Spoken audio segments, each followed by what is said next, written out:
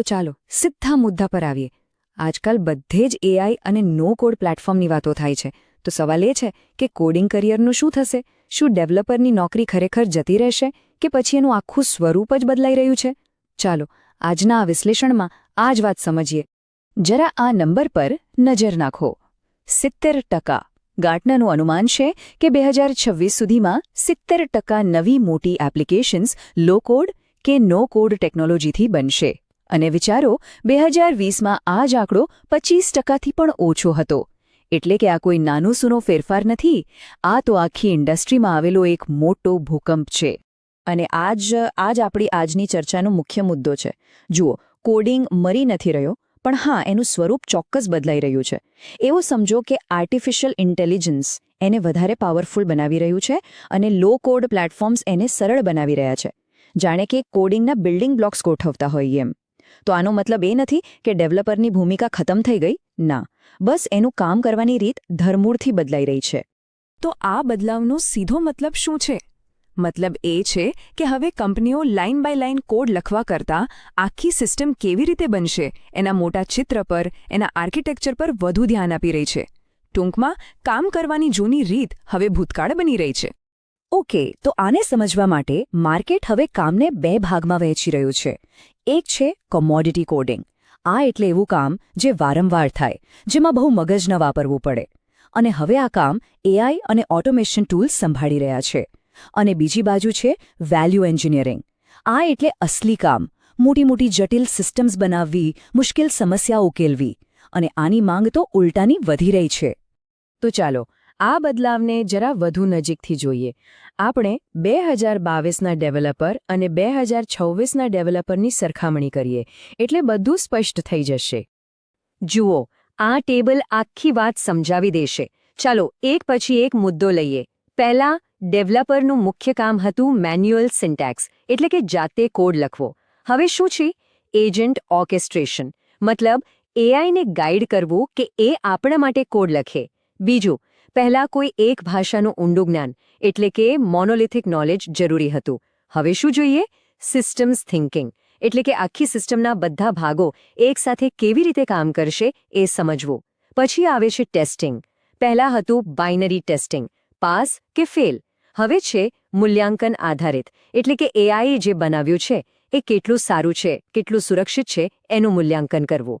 અને છેલ્લે, પહેલા ડેવલપર્સ આઈટીના એક ખૂણામાં બેસીને કામ કરતા હતા.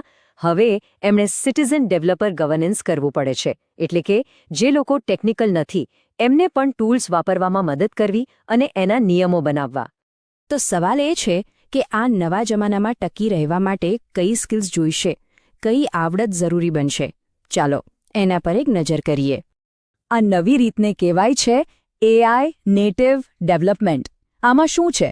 કમ્પ્યુટર સાયન્સના જૂના સિદ્ધાંતો તો છે જ, પણ એની સાથે એઆઈ સિસ્ટમ્સને મેનેજ કરવાની નવી કળા પણ જોડાઈ ગઈ છે. અહીં ફોકસ કોડ કેવી રીતે લખવો એના પર નથી, પણ શું બનાવવું છે એના પર છે. મતલબ કે તમારો ઈરાદો શું છે એ મહત્વનું છે. આ માટે 4 સ્કિલ્સ સૌથી જરૂરી છે. નંબર 1, કોન્ટેક્સ્ટ અને પ્રોમ્પ્ટ એન્જિનિયરિંગ, મતલબ કે એઆઈ પાસેથી કામ કઢાવવા માટે એને સાચી રીતે સૂચનાઓ આપવી. નંબર 2, એપીઆઈ અને ઇન્ટિગ્રેશન માસ્ટરી, એટલે કે અલગ અલગ સોફ્ટવેર અને સિસ્ટમ્સને એકબીજા સાથે જોડવાની કળા.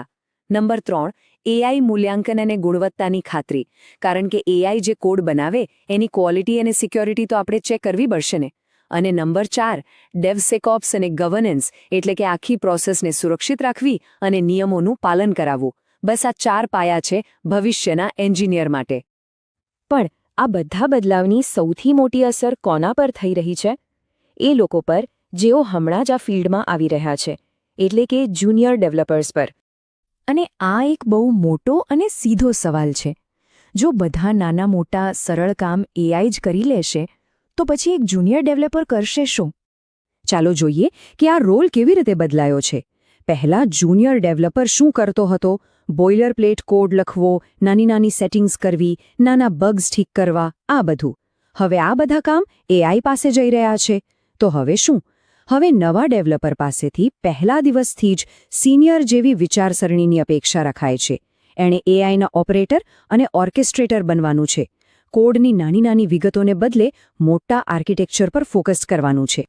આનો પ્રભાવ કેટલો મોટો છે એનો અંદાજ લગાવો. એક સારો ડેવલપર જે ઓટોમેશન વાપરે છે એ હવે એકલો જ 5 લોકોની ટીમ જેટલું કામ કરી શકે છે. અને જ્યારે આવું થાય ત્યારે ફોકસ કોડ લખવા પરથી હટીને પ્રોડક્ટની સ્ટ્રેટેજી અને યુઝરને કેવો અનુભવ મળશે એના પર જતું રહે છે. તો આ બધી વાતનો સાર શું નીકળે છે? એ જ કે આવતીકાલનો એન્જિનિયર ફક્ત કોડ લખવાવાળો કારીગર નહીં હોય, એ બિઝનેસનો એક સ્ટ્રેટેજિક પાર્ટનર હશે, જેની ભૂમિકા ખૂબ જ મહત્વની અને પ્રભાવશાળી હશે. તો ભવિષ્યમાં એન્જિનિયર્સ ક્યાં સૌથી વધુ યોગદાન આપશે? પ્રોડક્ટની સ્ટ્રેટેજીમાં, યુઝર એક્સપિરિયન્સ એટલે કે UX ડિઝાઇનમાં, મોટી અને જટિલ સિસ્ટમ્સના આર્કિટેક્ચરમાં, સિક્યુરિટી અને ગવર્નન્સમાં, અને સૌથી અગત્યનું, બિઝનેસ માટે સાચી વેલ્યુ ઊભી કરવામાં. અને આ બધી વાત આપણને છેલ્લા અને સૌથી મહત્વના સવાલ પર લાવીને ઊભી રાખે છે. શું ભવિષ્યનો એન્જિનિયર એક બિલ્ડર એટલે કે નિર્માતા ઓછો અને સ્ટ્રેટેજિસ્ટ એટલે કે વ્યૂહરચનાકાર વધુ હશે? આ એક એવો સવાલ છે જે આવનારા સમયમાં આ આખા પ્રોફેશનનું ભવિષ્ય નક્કી કરશે.